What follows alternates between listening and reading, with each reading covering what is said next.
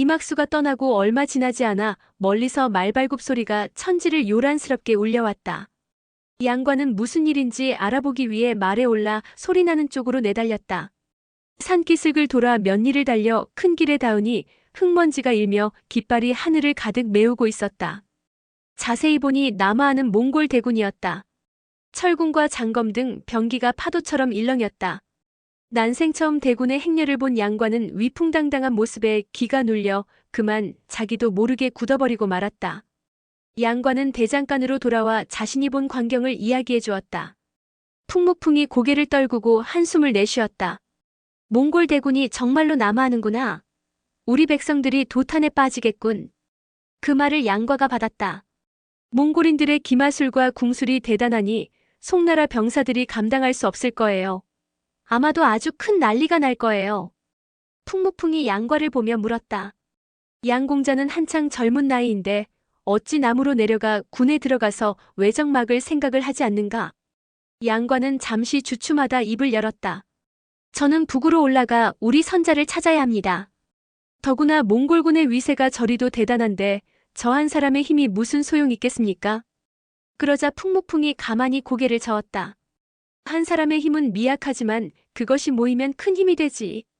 사람들이 모두 양공자 같은 생각을 한다면 누가 나가서 외적을 막으려 하겠는가? 양과가 듣기에도 분명 옳은 말이었다. 그러나 그에게 소용렬을 찾는 것보다 더 중요한 일은 없었다. 양과는 어려서부터 강호를 떠돌아다니며 낮은 벼슬아치들에게 온갖 수모를 당하면서 자랐다. 몽골인이 물론 잔혹하다고는 하나 그에게는 송나라 황제 역시 좋은 사람은 아니었다. 그래서 그를 위해 나설 필요는 없다고 생각했다.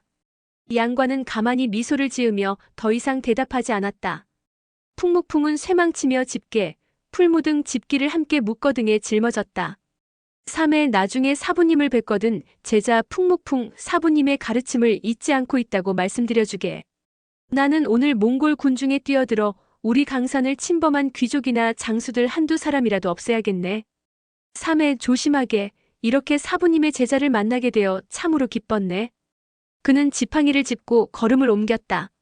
모습이 차츰 멀어져 가는 동안 그는 고개 한번 돌리지 않았다. 더욱이 양과에게는 더 이상 눈길도 주지 않았다.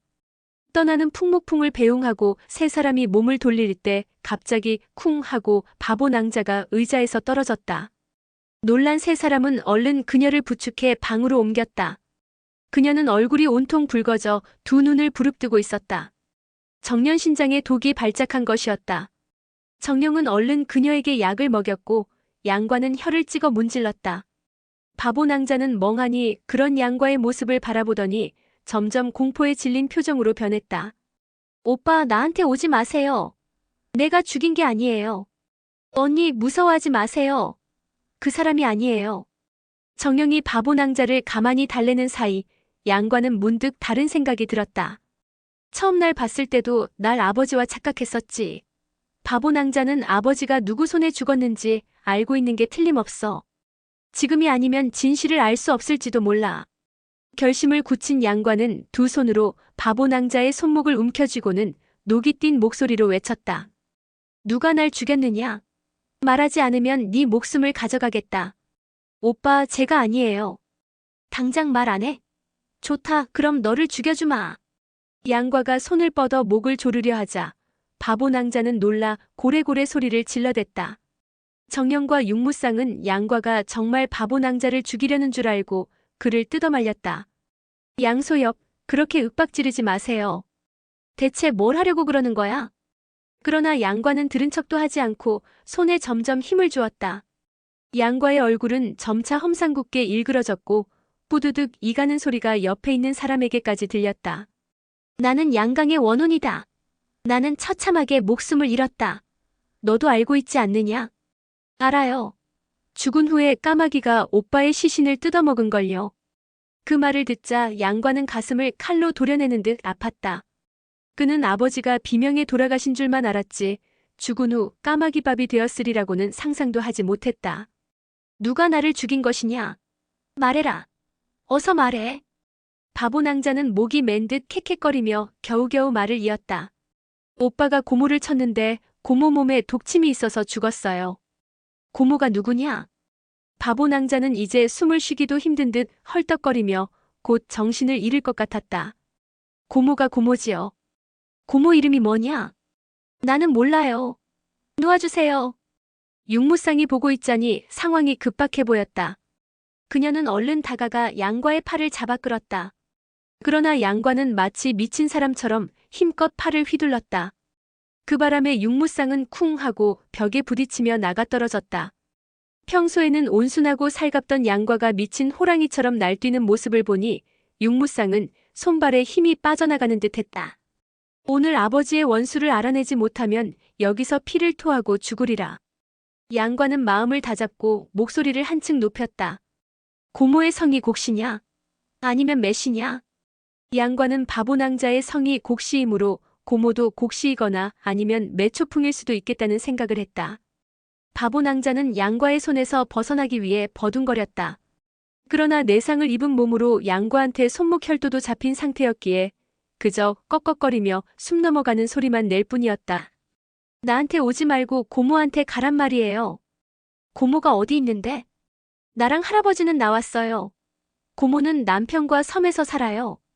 바보낭자의 말에 양과는 서늘한 냉기가 등골을 타고 지나가는 느낌이 들었다.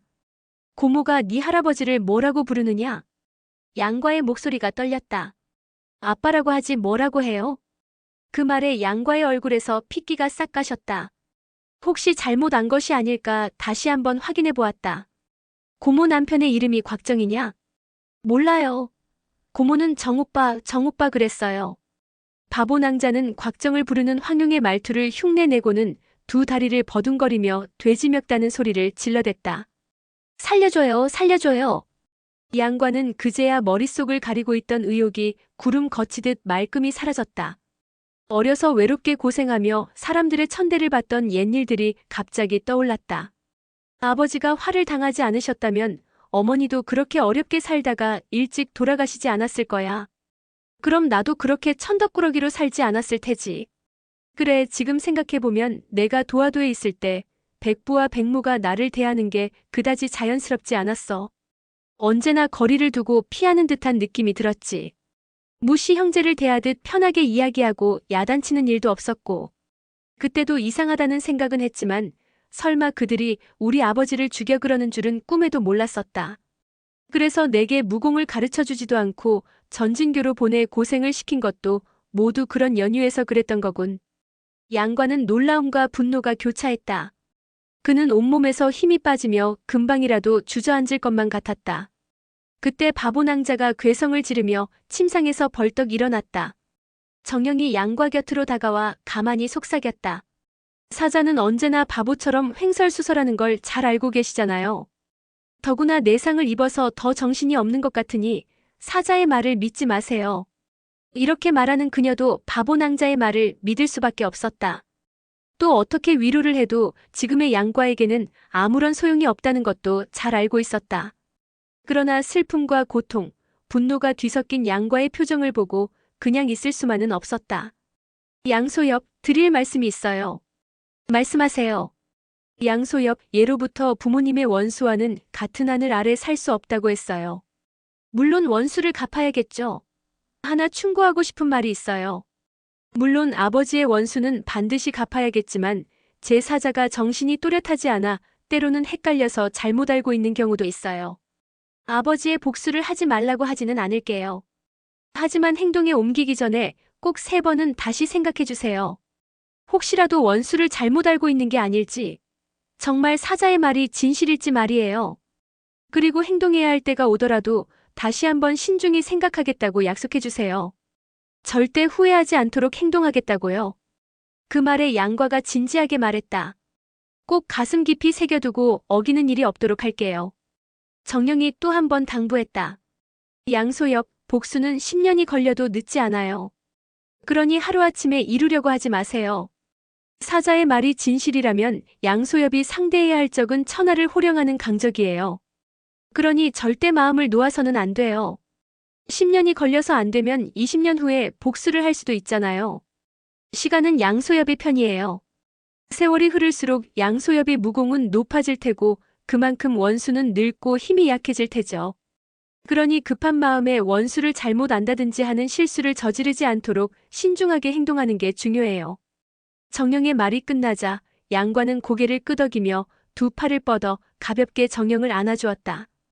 양관은 그렇게 잠시 있다가 문을 박차고 나가 말 위에 올랐다. 그리고 두 다리로 말의 배를 힘껏 찾아 말은 질풍처럼 빠르게 앞으로 달려나갔다. 눈 깜짝할 사이에 양관은 이미 수십 장 밖으로 멀어졌다. 양관은 끓어오르는 분노 속에 내달리다 보니 한 시집 만에 수십 리길을 달렸다. 갑자기 입술 부위에 통증이 느껴져 손으로 만져보니 온통 피투성이었다. 분노로 이를 악물고 달린 탓에 위아래 입술이 모두 찢어졌던 것이다. 백모님이 전에는 내게 냉담하다가 요즘 갑자기 잘해주더니 그것도 모두 거짓이었구나. 그건 그렇다 쳐도 백부님은. 그는 마음속으로 줄곧 곽정을 존경하고 따랐다.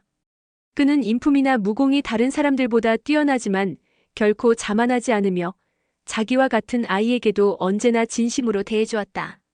그런데 이제 와서 그동안 속았다는 생각을 하니 오히려 황용보다도 간사하게 느껴졌다. 양관은 가슴이 분노로 끓어올라 금방이라도 터져버릴 것만 같았다. 양관은 아픈 가슴을 움켜쥐고 말에서 내려 길 가운데에 주저앉았다. 그러고는 머리를 감싸쥐고 울음을 터뜨렸다. 그의 울음소리는 하늘도 땅도 함께 눈물을 흘릴 만큼 비통했다.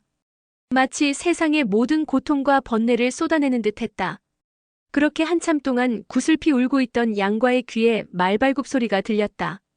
고개를 들어보니 북쪽에서 몽골군이 탄 말 4필이 달려왔다.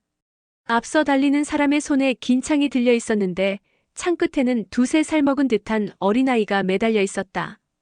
그 몽골군은 큰 소리로 웃고 있었다. 아이는 아직 목숨이 붙어있는 듯 가냘프게 울부짖었다. 4명의 몽골 무사는 양과가 길에 주저앉아 우는 걸 보고 이상한 생각이 들었다.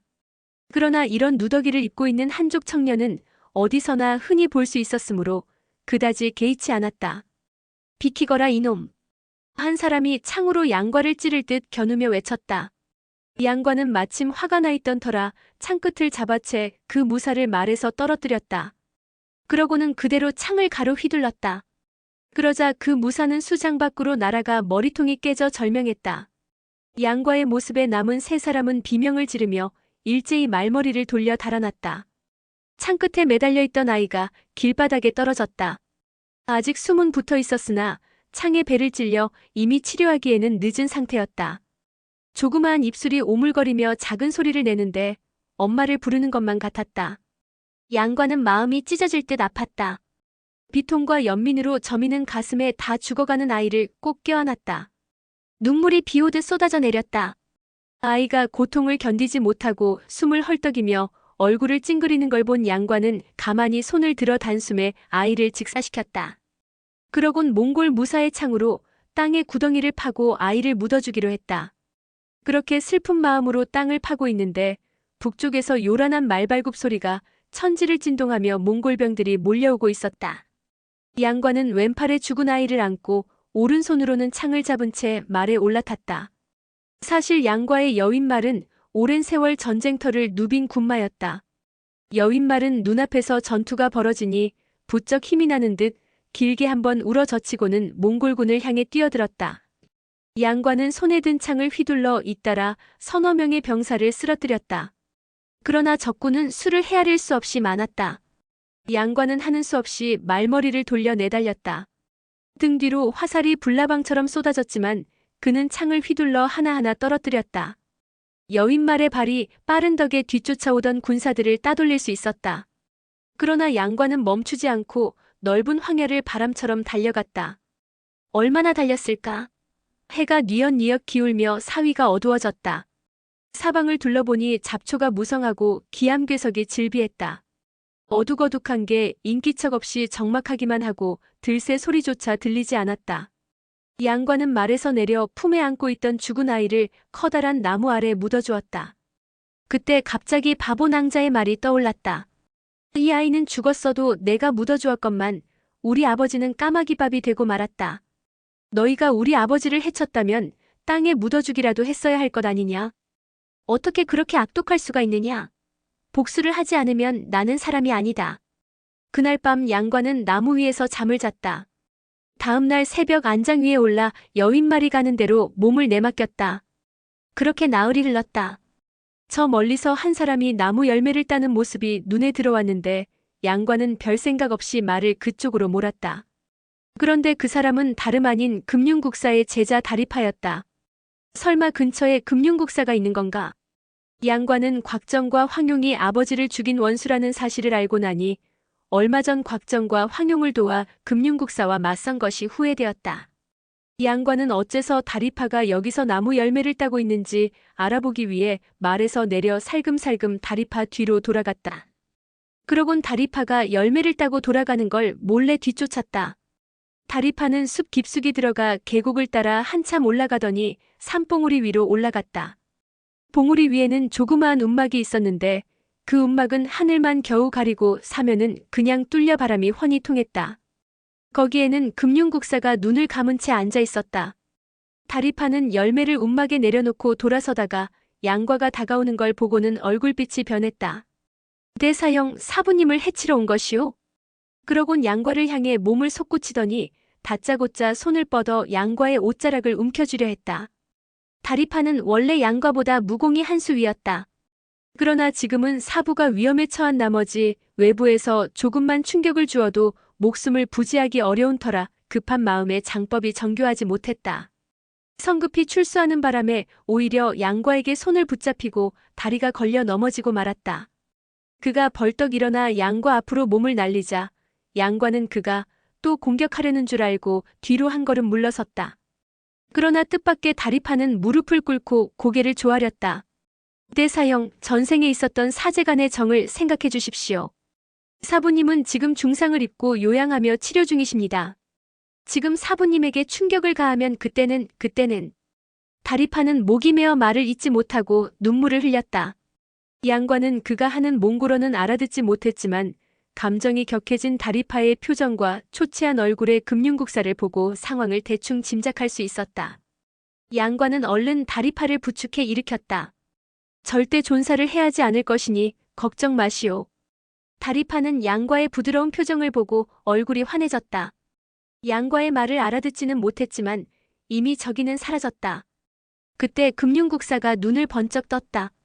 그는 양과를 보고 크게 놀랐다. 조금 전까지 운기를 하느라 양과와 다리파가 이야기하는 소리를 듣지 못했던 것이다. 그는 느닷없이 눈앞에 나타난 적을 보고 속으로 길게 탄식을 내뱉었다. 결국 이렇게 중원에서 생을 마치는구나. 금융국사는 바위에 짓눌려 깊은 내상을 입었다.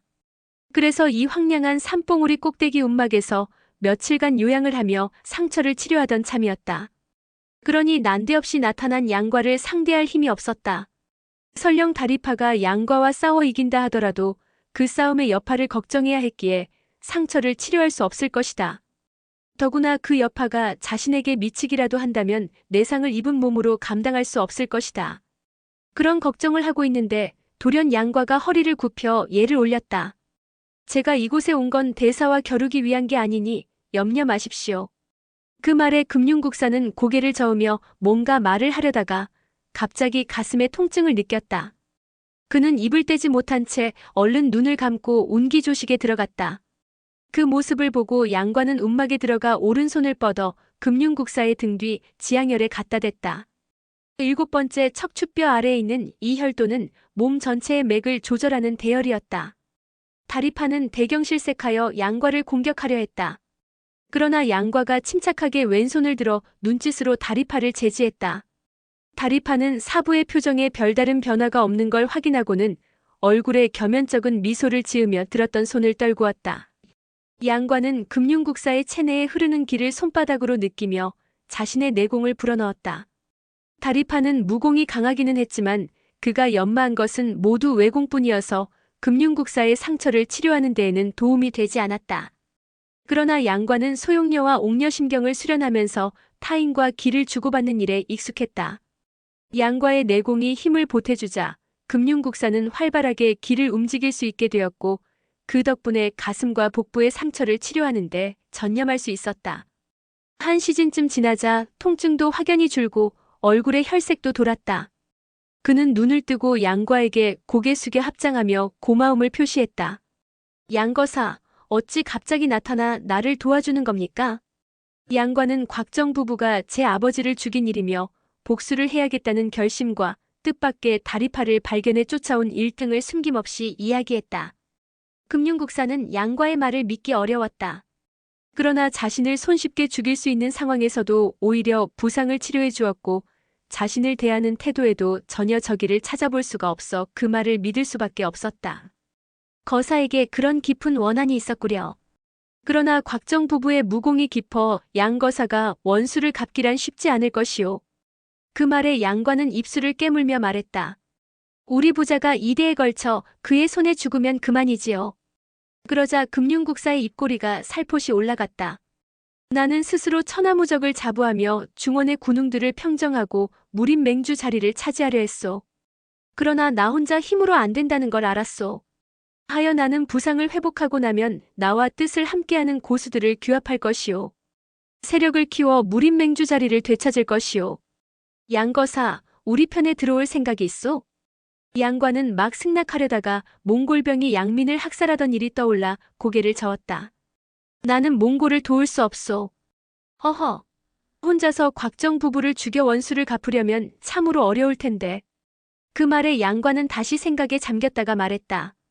좋소, 당신이 무림맹주가 되도록 돕겠소. 그러면 당신도 내가 원수를 갚도록 도와줘야 하오.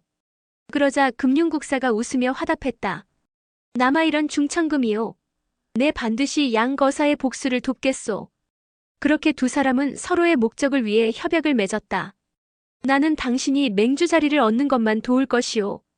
몽골이 강남을 공격해 백성을 죽이는 일을 도우라면 나는 절대 나설 수 없소. 그러자 금융국사가 껄껄거리고 웃었다. 당신은 한족이니 억지로 시킬 수는 없겠지요. 걱정하지 마시오. 오늘의 영상은 여기까지입니다. 영상이 도움이 되셨다면 구독과 좋아요, 알람 설정 부탁드립니다. 시청해주셔서 감사합니다.